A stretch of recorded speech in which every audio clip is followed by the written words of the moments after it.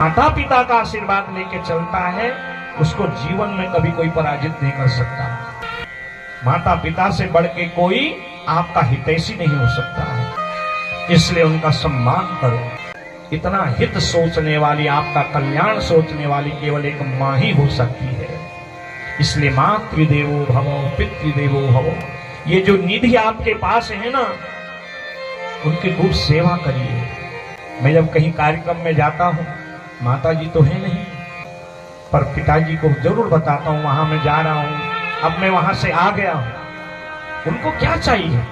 उनको ये दो मीठे शब्द चाहिए आपके माता पिता को, कि कुछ भी करो उनको बता दो। उनको बड़ा हर्ष होता है कि हमको ये बुढ़ौती में मान रहे हैं, क्योंकि उन माता पिता का आशीर्वाद लेके चलता है, उसको जीवन में कभी कोई पराजित नहीं कर सकता।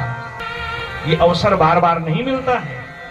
दुनिया की हर वस्तु आपको मिल जाएगी, पर माता पिता की अमोल जो निधि है ना, वो आपको नहीं मिलेगी। इसलिए जब तक वो है, उस आशीर्वाद देने वाले वृक्ष की प्रेम से, सेवा से उसको सींचिए।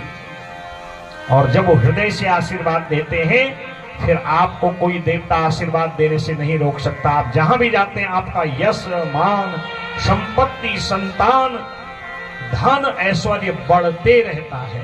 कभी कभी होता ही है, व्यवहार रूप में माता पिता क्रोध करते ही हैं, पर उनका जो क्रोध होता है वो प्रेम युक्त क्रोध होता है। वो क्रोध आपके हानि के लिए नहीं होता, वो आपके जीवन में परिवर्तन लाने के लिए होता है।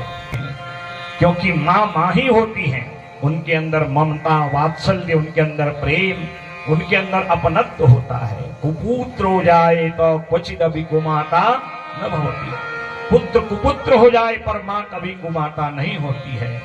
सुधा तृषार्ता जननी स्मरंती, जब भी भूख प्यास लगती है, माँ की याद आ ही जाती है। आगे पीछे माँ को पूछो न पूछो, जब ठोकर लगती है ओइजा, वाणी से वो शब्द माँ के लिए निकलता है, माँ। क्योंकि वो 9 माह तक गर्भ में लालन पालन करती है, 6 माह तक अपना अमृत उसको पिला के पुष्ट करती है, सदा छाया की भांति उसकी रक्षा करती है। स्वयं गीले पे सोएगी, पर उसको सूखे में सुलाएगी। भूखे पेट सो जाएगी, पर बालक को कभी भूखे पेट नहीं सुलाती। देश रहे परदेश रहे बेटा, तू जहां भी रहे, सदा तेरी बलैया मैं ले। और वही बेटा जब बड़ा होके माता पिता का त्याग करे, उनसे लड़ाई झगड़ा करे, विवाद करे, तो क्या उस बेटे को सुख मिलेगा?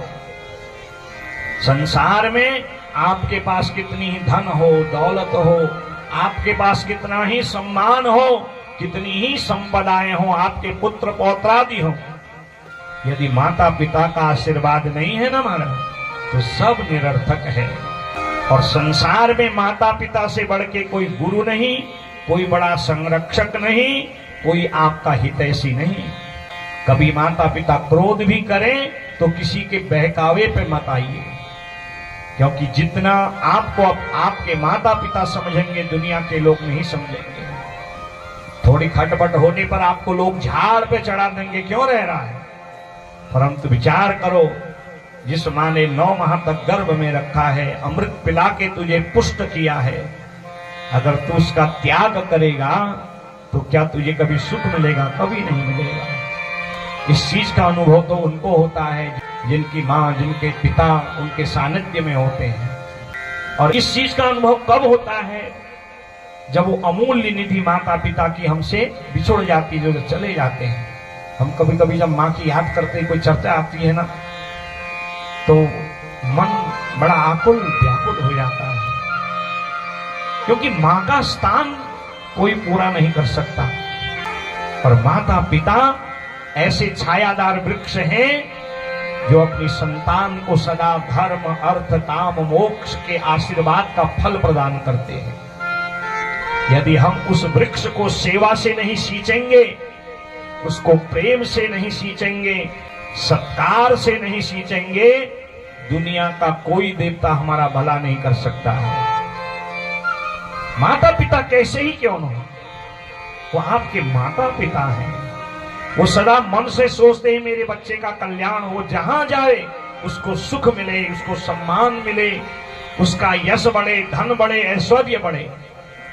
माता पिता से बढ़ के कोई आपका हितैषी नहीं हो सकता है, इसलिए उनका सम्मान करो।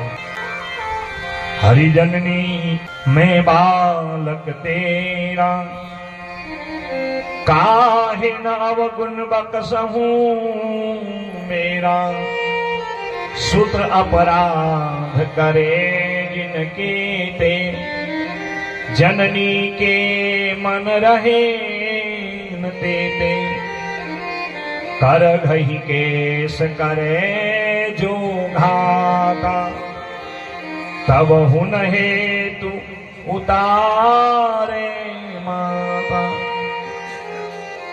जब बच्चा छोटा होता है कभी मां को लात मारता है, बड़ा होके बातों से मारता है, कभी उसके केस को खींचता है, कर धही केस करे जो घाता, परंतु तब हुन हेतु उतारे माता। मां उसको अपने हृदय से नहीं उतारती है। चला तू जान रहे, सुख की संचारी रहे, ठीक कभी के विपत्ति न हो, अगर कष्ट हो मत हो। इतना हित सोचने वाली, आपका कल्याण सोचने वाली केवल एक मां ही हो सकती है। इसलिए मातृदेवो भव पितृदेवो भव, ये जो निधि आपके पास है ना, उनकी खूब सेवा करिए।